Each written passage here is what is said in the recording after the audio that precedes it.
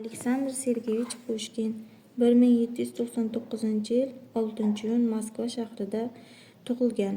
U ulug' rus adabi, yangi rus adabiyotining asoschisi, dramaturg va nasr yozuvchi hisoblanadi.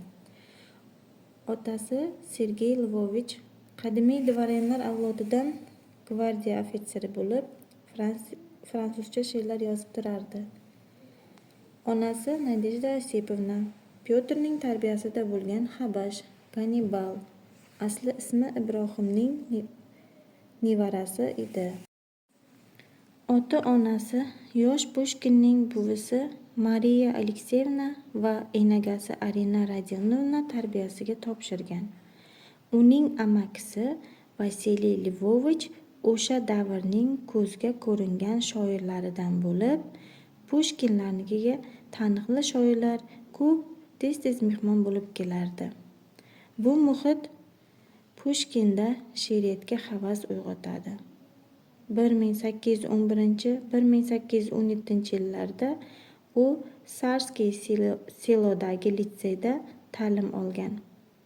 Pushkinning dastlabki she'ri matbuotda 1814-yildayoq bosilgan edi.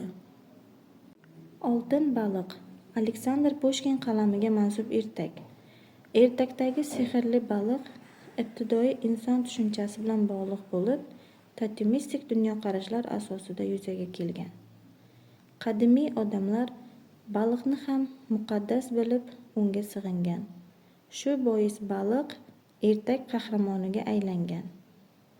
Kalandar bilan Samandar, Sohibjon bilan Ahmadjon, Suhrob bilan Muzrob, sehrli baliq ertaklari, oltin baliq ertakning variantlaridir. Oltin baliq mazkur ertaklarda bosh qahramonga yo'ldosh va ko'makdosh bo'lib, syujet chizig'ida mavjud epizodlar harakatini ta'minlaydi, yechimda hal qiluvchi vazifani bajaradi.